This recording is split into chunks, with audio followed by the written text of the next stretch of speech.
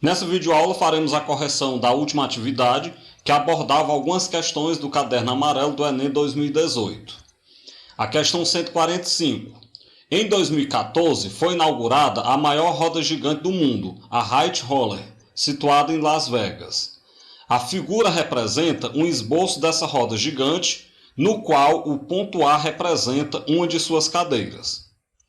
Bem, a partir da posição indicada, em que o segmento OA se encontra paralelo ao plano do solo, rotaciona-se a Height Roller no sentido anti-horário e em torno do ponto O. Sejam T o ângulo determinado pelo segmento OA em relação à sua posição inicial e F a função que descreve a altura do ponto A em relação ao solo em função de T. Após duas voltas completas, F tem o seguinte gráfico.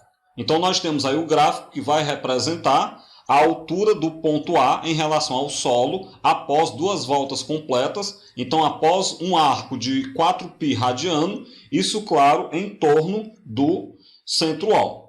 Bem, observando esse gráfico, a questão pede: a expressão da função da altura é dada por... Então, nós queremos saber qual é a função que vai me dar a altura do ponto A em relação ao solo. Isso, claro, quando você rotaciona essa roda gigante.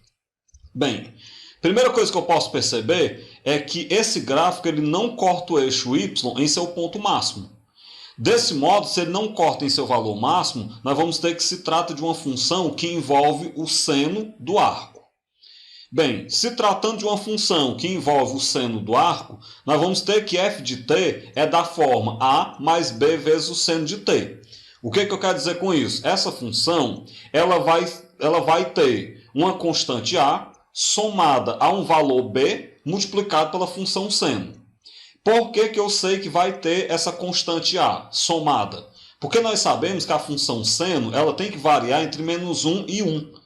E essa função nossa aí, ela não varia entre -1 e 1. Então tem algum valor somado. Outra coisa que eu posso perceber é a existência do b multiplicando o seno.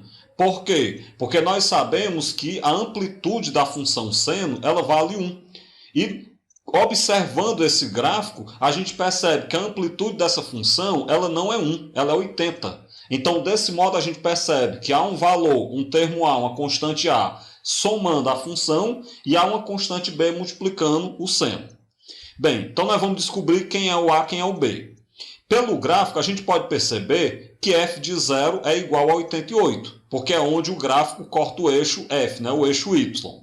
Bem, então se f de 0 é 88, substituindo na função, f de 0 vai ser igual a A mais B vezes o seno de 0. Como o f de 0 é 88, vai ficar A mais B vezes o seno de 0, que é 0. B vezes 0 dá B, então 88 é igual a A mais 0. Vamos só corrigir meu erro, né? B vezes 0 dá 0. Corrijam aí, eu falei errado. Então vai ficar 88 igual a A mais 0. Ou seja, o A é igual a 88 quando eu inverter a expressão. Bem, nós já sabemos quem é o A. Agora falta descobrir quem é o B. Observando o gráfico, a gente pode perceber que f de π sobre 2 é 168. Você tem que a imagem do π sobre 2 é 168. Então, vamos pegar a função, vamos substituir o t por π sobre 2. Então, f de π sobre 2 é igual ao A, que eu já sei que é 88, mais b vezes o seno de π sobre 2. Como π sobre 2 é 90 graus, o seno de 90 é 1. E como f de π sobre 2 é 168, vai ficar 168 é igual a 88 mais b vezes 1. Como b vezes 1 dá b, então 168 é igual a 88 mais b. Ou seja, 88 mais b é 168, então b é 168 menos 88. Ou seja, o b é 80. Bem, se o A é 88, se o B é 80, então agora a gente pode montar a nossa função. A função seria f de t igual a A mais b vezes o seno de t. Então vai ficar f de t igual a 88 mais 80 vezes o seno de t. E aí, claro, a gente pode só inverter para ficar de acordo com o item. Nós temos que f de t é 80 seno de t mais 88. Dessa forma, então, a resposta correta é o item A. 146. Minecraft é um jogo virtual que pode auxiliar no desenvolvimento de conhecimentos relacionados a espaço e forma. É possível criar casas, edifícios, monumentos e até naves espaciais, tudo em escala real, através do empilhamento de cubinhos. Um jogador deseja construir um cubo de dimensões 4x4x4. Ele já empilhou alguns dos cubinhos necessários conforme a figura. Ele formou uma base, uma base formada aí por uma chapa, digamos assim, 4x4. Colocou uma outra camada, também 4x4. A terceira camada, de baixo para cima, observem que ela está faltando 2 cubinhos para estar completa. E a quarta camada, de baixo para cima, ela está faltando bem mais cubinhos. A gente pode perceber que ela está faltando 9 cubinhos, Se não tiver contado errado aqui, só observando. Bem, montando essas placas, montando essas camadas, nós temos a figura que está à nossa direita, montada. Bem, os cubinhos que ainda faltam empilhar, para finalizar a construção do cubo, juntos, eles formam uma única peça capaz de completar a tarefa. A forma da peça capaz de completar o cubo 4x4x4 é qual dessas que nós temos aí nos itens?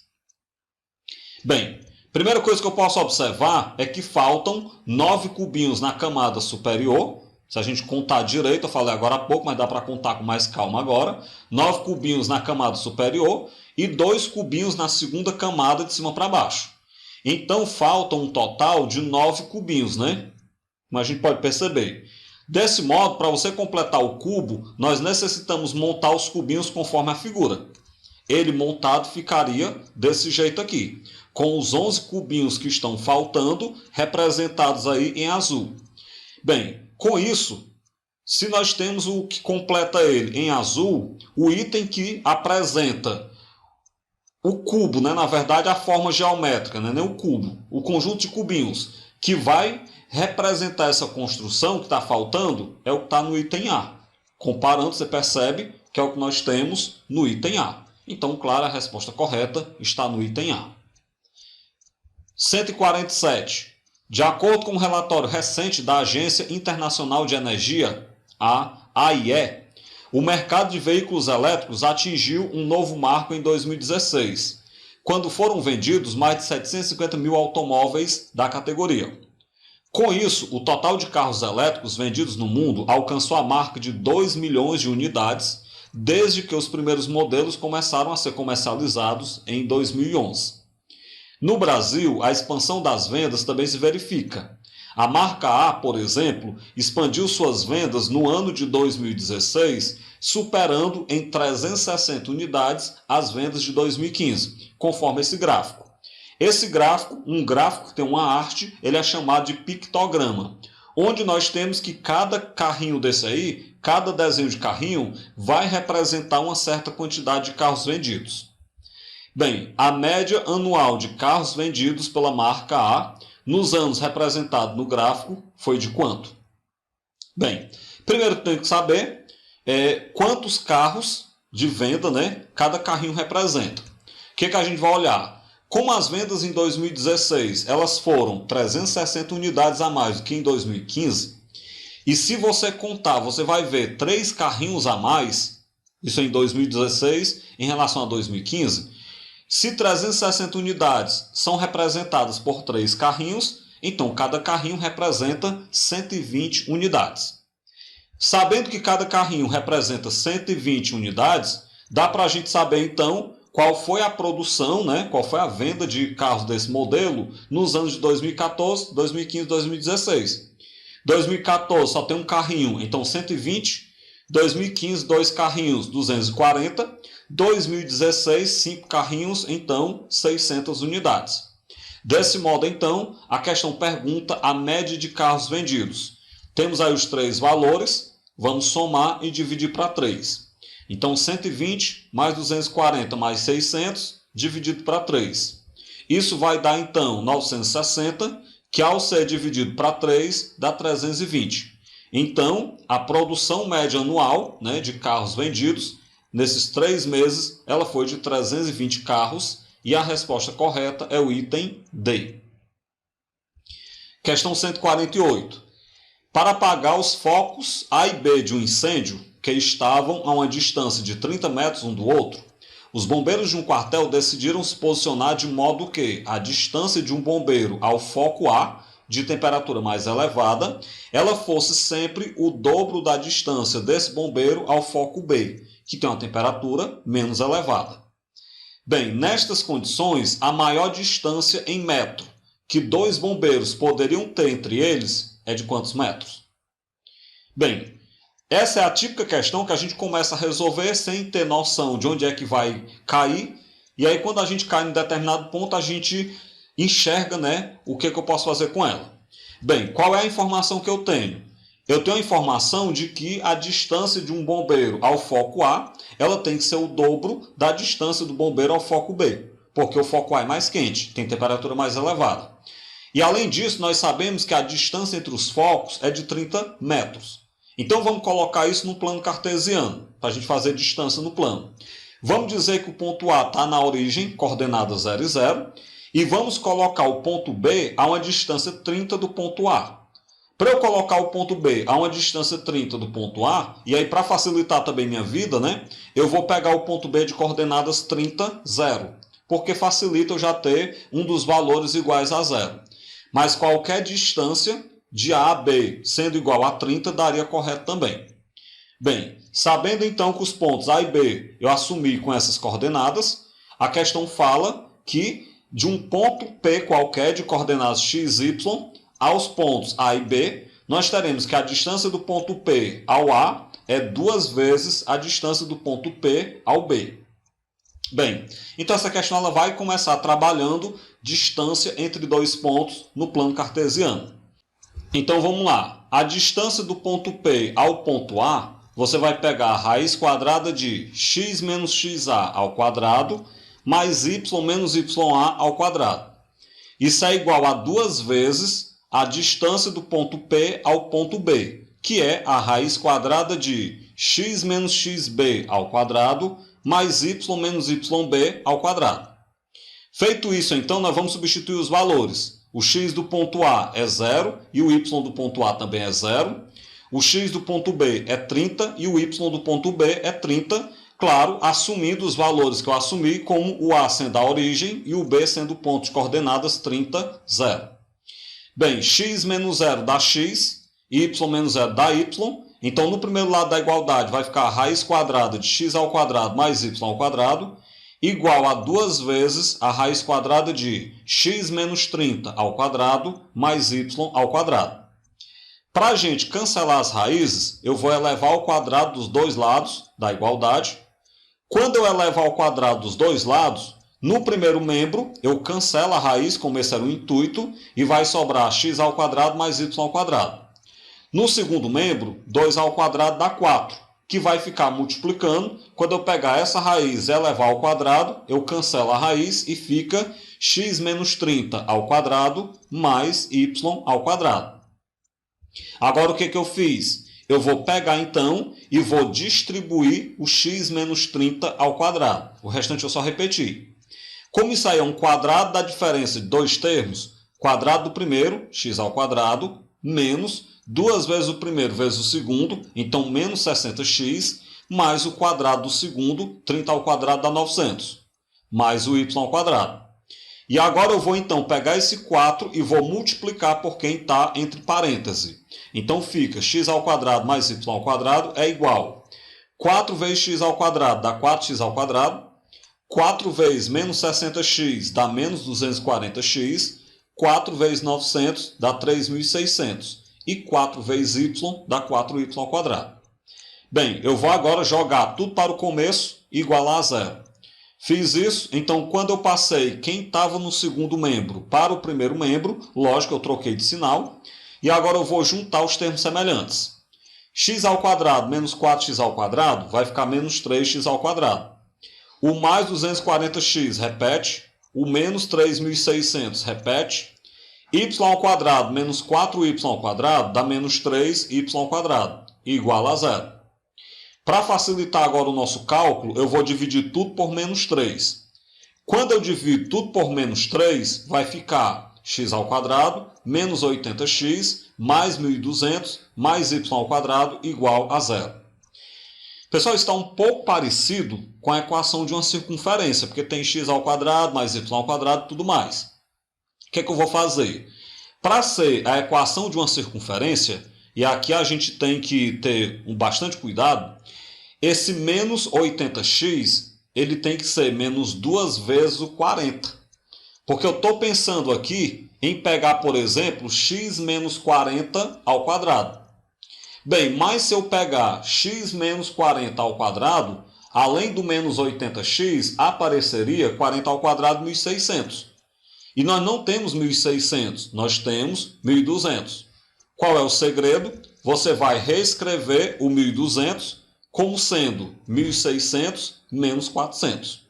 E agora você pega esse 400 e joga para o outro lado com o sinal trocado. Então você tem x ao quadrado menos 80x mais 1.600 mais o y ao quadrado igual ao 400.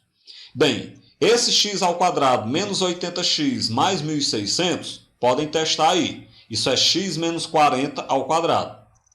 O y ao quadrado é equivalente a y menos 0 ao quadrado. E o 400 é 20 ao quadrado. Agora nós chegamos numa coisa que nós conhecemos. Essa última linha, isso é a equação de uma circunferência de centro 40 e 0 e raio 20. Bem, então isso quer dizer que os bombeiros eles devem ser posicionados de tal forma a ficarem sobre essa circunferência de centro 40, 0 e raio 20. Bem, mas aí vamos para o que a questão pede. A questão não pergunta onde é que eu posiciono os bombeiros. A questão pergunta qual é a maior distância entre dois desses bombeiros. Qual a maior distância que eles podem ter.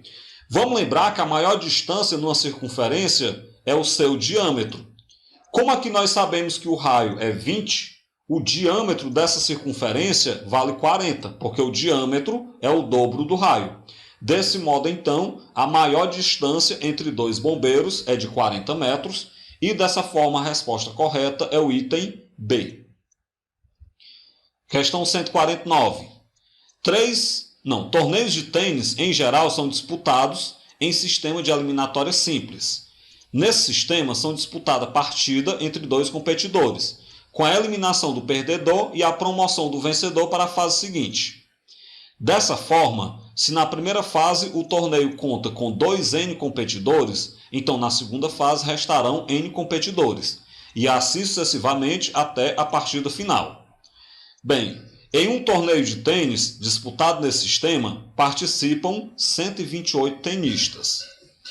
Para se definir o campeão desse torneio, o número de partidas necessárias é dado por quanto? Então, quantas são as partidas que nós teremos nesse torneio que participou 128 tenistas até que eu saiba quem é o campeão? Vamos pensar.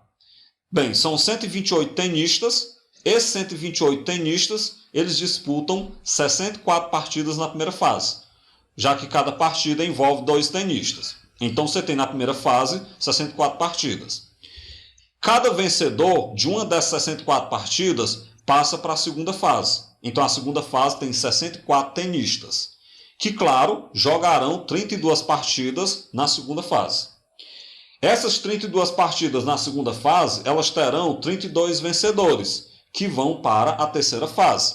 Então, na terceira fase, esses 32 vencedores, eles vão disputar 16 partidas. E aí, lógico, né, você vai sempre repetindo. Os vencedores da terceira fase, eles vão compor na próxima fase, que é a fase de oitavos de final, 16 tenistas chegam até lá. E, claro, 16 tenistas farão 8 partidas. Cada uma dessas 8 partidas vai ter um vencedor. Então, nós temos que 8 tenistas avançam às quartas de finais, que farão, então, nas quartas, 4 partidas. Esses 4 vencedores chegam até as semifinais e farão nas semifinais 2 partidas. Os 2 vencedores das semifinais, eles disputarão uma única partida, que é a final. Porque, claro, se eu tenho que conhecer o campeão, eu tenho que ter a final. Tem uma opção aí que não conta a final, então ela estaria errada por causa disso. Então você joga uma partida na final. Desse modo, então, o total de partidas vai ser 64 na primeira fase, mais 32 na segunda, mais 16 na terceira, mais 8 partidas nas oitavas, mais 4 partidas nas quartas, mais 2 partidas nas semifinais, mais 1 partida na final. Desse modo, então, a resposta correta é o item E. Questão 150. O artigo 33 da Lei Brasileira sobre Drogas prevê a pena de reclusão de 5 a 15 anos para qualquer pessoa que esteja condenada por tráfico ilícito ou produção não autorizada de drogas. Entretanto, caso o condenado seja réu primário, com bons antecedentes criminais, essa pena pode sofrer uma redução de 1/6 a 2/3. Suponha que um réu primário, com bons antecedentes criminais, ele foi condenado pelo artigo 33 da Lei Brasileira sobre Drogas.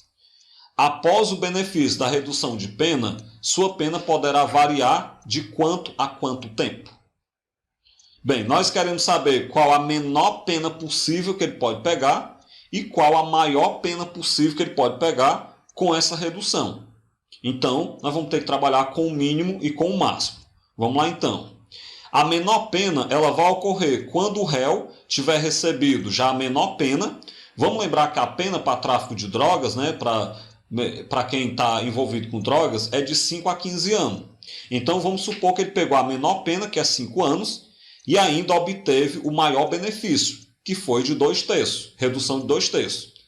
Se ele foi reduzido a sua pena em 2/3, então ele só cumpriu 1/3 da pena. Daí o que ele vai cumprir? Ele vai cumprir 1/3 da pena que ele pegou, que foi de 5 anos.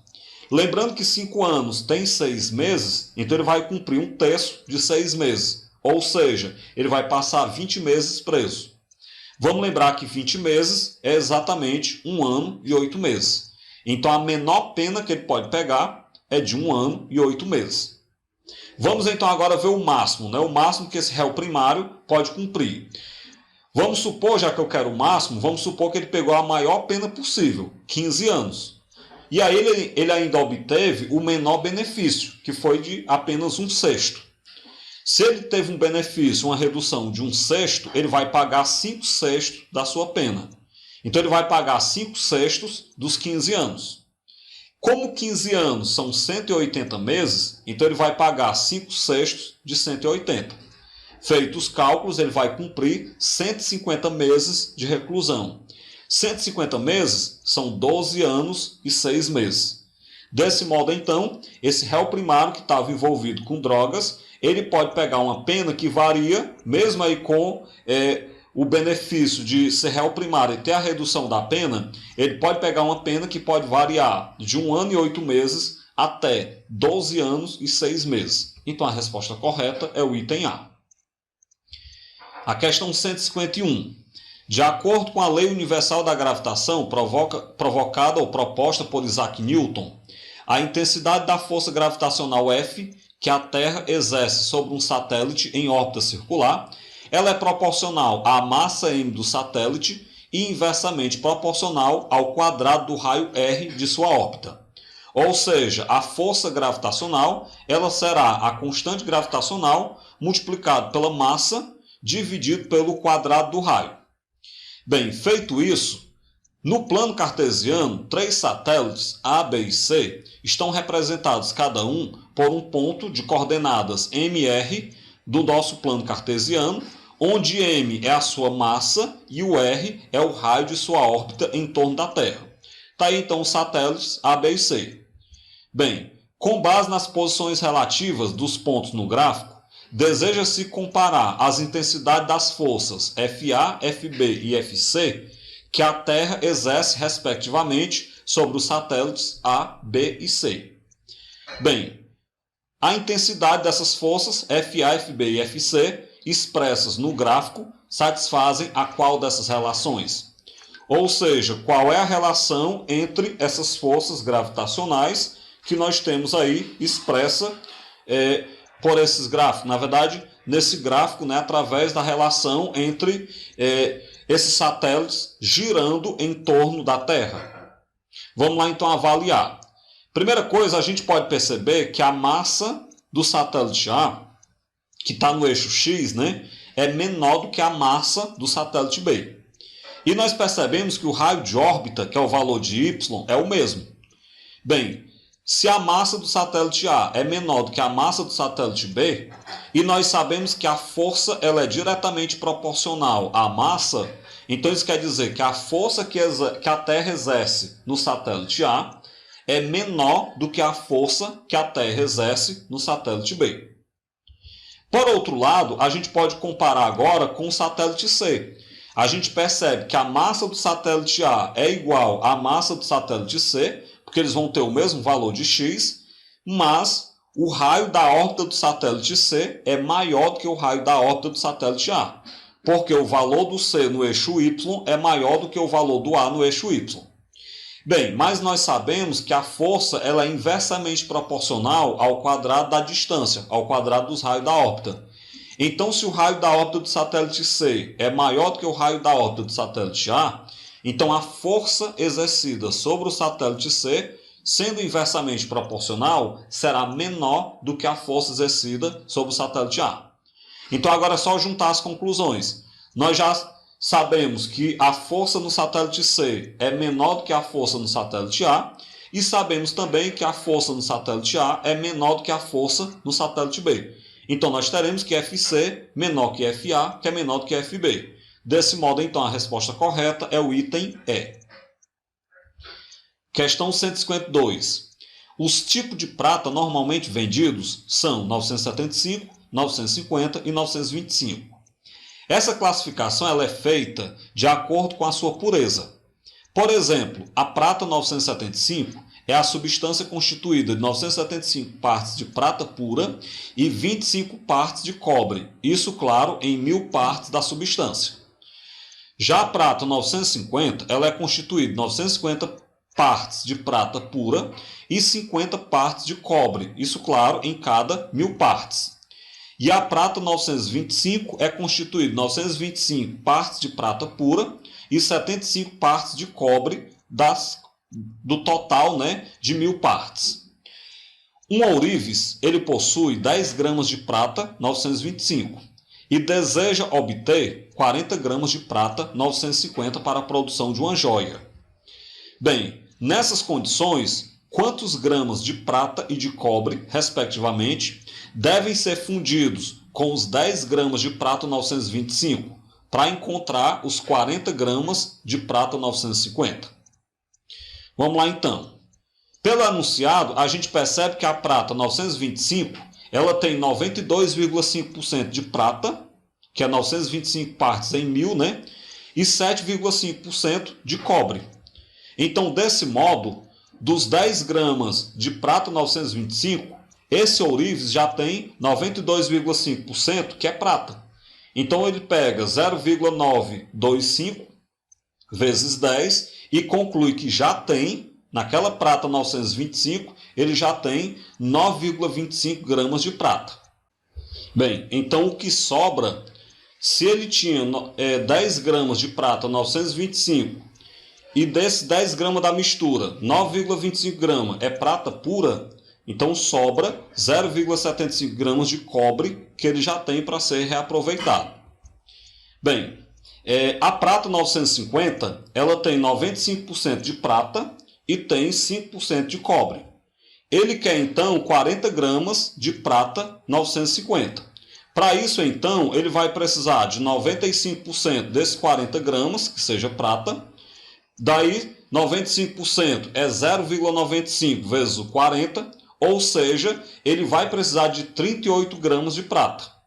Desses 38 gramas de prata, ele já tem 925, que é da prata 925. Ele já tem 9,25, que é da prata 925. Então vamos lá. Assim ele vai precisar, se ele vai precisar de 38 gramas de prata, ele precisa também de 2 gramas de cobre, para fechar aí os 40 gramas da mistura de prata 950. Bem, vamos lá. Como ele já tem 9,25 gramas de prata e 0,75 gramas de cobre, que eles vêm lá da prata 925, ele vai precisar fundir mais 28,75 gramas de prata e 1,25 gramas de cobre para que ele chegue ao total que ele precisa. Lembrando que o total que ele precisa é 38 gramas de prata e 2 gramas de cobre. Desse modo, então, a resposta correta é o item B. Questão 153. Em um aeroporto, os passageiros devem submeter suas bagagens a uma das 5 máquinas de raio-x disponíveis ao adentrarem a sala de embarque. Num dado instante, o tempo gasto por essas máquinas para escanear a bagagem de cada passageiro e o número total de pessoas presentes em cada fila, eles estão apresentados num painel, conforme nós temos mostrado aí na figura. Então, no painel de cada máquina tem o tempo que vai ser gasto para escanear a máquina de cada pessoa e tem a quantidade de pessoas na fila. Bem, um passageiro, ao chegar à sala de embarque desse aeroporto, no instante indicado, ele, visando esperar o menor tempo possível, ele deverá se dirigir a qual máquina? Então, nós vamos ter que calcular o tempo de espera em cada uma das máquinas para poder, então, ver qual é o tempo de espera menor, qual é a fila que tem o menor tempo de espera, para que esse passageiro possa se dirigir até essa fila. É o que nós vamos fazer. Então, vamos lá. Para a máquina 1, nós temos 5 pessoas na fila e cada pessoa vai demorar 35 segundos. Então, 35 vezes 5 vai demorar 175 segundos. Na máquina 2, tem 6 pessoas na fila e cada pessoa vai demorar 25 segundos para escanear sua mala. 26 vezes 5 dá 150 segundos de espera. A máquina 3 tem 22 pessoas na fila, na verdade, tem 7 pessoas na fila e demora 22 segundos para escanear a máquina de cada uma. 22 vezes 7, 154 segundos de espera. A máquina 4, nós temos apenas 4 pessoas na fila, mas vai demorar 40 segundos para escanear a mala de cada um. Então, 40 vezes 4, a demora, a espera será de 160 segundos. E por último, a máquina 5, nós temos 8 pessoas na fila, é a fila maior, mas lá a máquina só demora 20 segundos para escanear a mala de cada pessoa. Então, 20 vezes 8, 160 segundos. Bem, calculamos o tempo necessário, então, para escanear a mala do pessoal que já está na fila. E agora compare e você vai perceber que a fila que demora menos é a fila da máquina 2, que só vai demorar 150 segundos. Dessa forma, a resposta correta é o item B. Bem, então com isso a gente finaliza essa videoaula, onde a gente corrigiu a atividade que abordava algumas questões da prova do Enem 2018.